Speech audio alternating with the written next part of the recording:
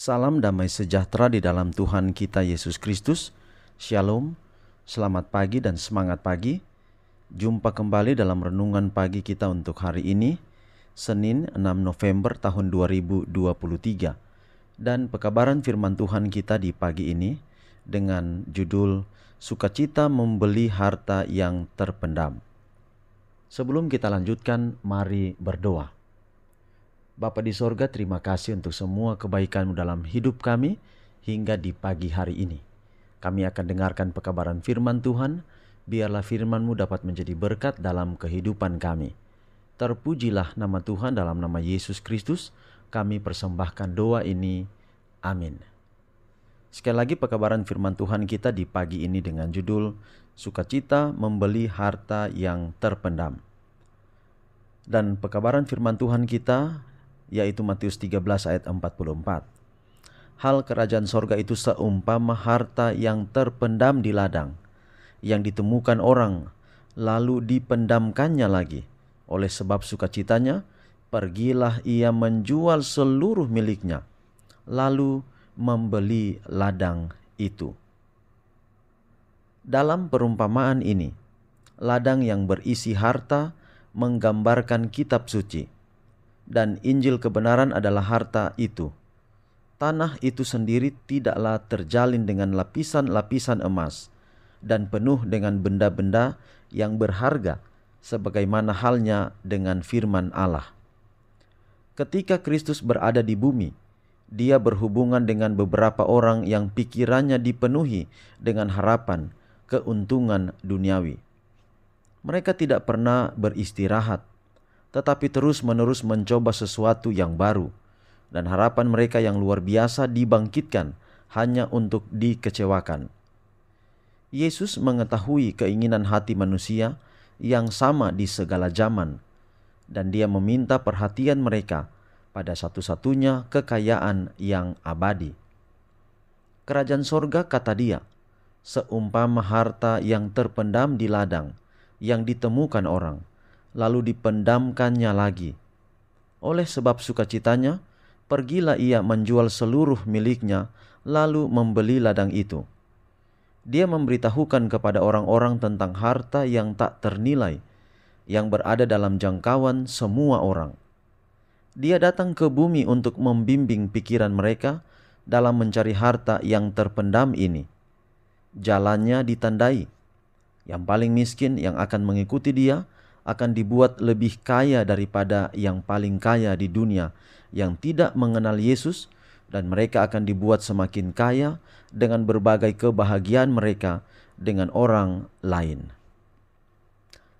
Jadi kebenaran itu adalah seperti harta yang terpendam. Saya mungkin mengupamakan lebih dekat dengan yang kita lihat di sekitar kita, seumpama di kebun, kemudian pemilik kebun menemukan di sungai yang lewat di kebun itu, atau mungkin tidak ada sungai, tetapi dia melihat dia menemukan ada biji-biji seperti biji padi, tetapi itu adalah emas. Nah, itu berarti bahwa di kebunnya itu ada emas. Kalau misalnya itu bukan miliknya, itu adalah milik tetangganya, maka dia akan dengan diam, kemudian dia akan berupaya untuk mendapatkan uang untuk membeli kebun itu. Nah, ini seperti politik bisnis kelihatannya. Tapi bukan itu nilainya. Nilainya adalah begini, saudara. Ketika orang menemukan sesuatu dan itu adalah kebenaran, dia akan mengorbankan apa saja untuk menemukan kebenaran itu. Nah, dalam praktek realitas setiap hari, ketika seseorang mengenal Yesus, dia bisa dibuang oleh keluarganya dan dia tidak peduli. Yang penting dia menemukan Yesus, itulah harta yang paling terbesar. Mungkin ada orang katakan bahwa masa menerima Yesus tetapi hubungan dengan keluarga retak? Ya, hubungan dengan keluarga itu sangat penting, tetapi hubungan dengan Yesus itu teramat penting, lebih dari segala-galanya. Saya tidak mengajarkan bahwa kita harus buang keluarga atau kita harus lupakan keluarga, tetapi saya mau kasih tahu Yesus sendiri ajarkan. Kita akan kehilangan orang tua, kehilangan keluarga. Ketika kita menerima Yesus dan pilihan kita, Yesus harus terutama. Nah, justru sebenarnya yang perlu terjadi, yang biasanya terjadi adalah ketika kita berani mengambil keputusan. Walaupun kita hendak dibuang oleh keluarga. Tapi satu saat, mungkin saja, saya punya pengalaman pribadi dengan anggota jemaat saya, namanya Ibu Indah Fajarwati. Ini anggota jemaat yang ada di Manokwari. Namanya saja Indah Fajarwati. Jadi seperti matahari yang indah terbit di waktu fajar. Di tengah keluarga besarnya, dialah yang menerima kebenaran lebih dahulu. Lalu kemudian papa dan mamanya, adik-adiknya. Artinya bahwa ketika dia menerima kebenaran, tadinya keluarganya tidak senang. Tapi pada akhirnya keluarganya bisa dia bawa untuk terima Yesus. Dan sebagaimana namanya, dia punya nama adalah matahari yang indah. Maka demikian pula dia menjadi matahari bagi keluarganya. Mungkin kita punya banyak pengalaman tentang hal ini. Tapi kalau kita belum punya pengalaman tentang ini, bagaimana Yesus itu adalah harta paling terindah, mari cari Yesus, jadikan dia harta yang paling terbesar, terindah dalam hidup kita. Kiranya pekabaran pagi ini akan menjadi berkat dalam hidup kita semua.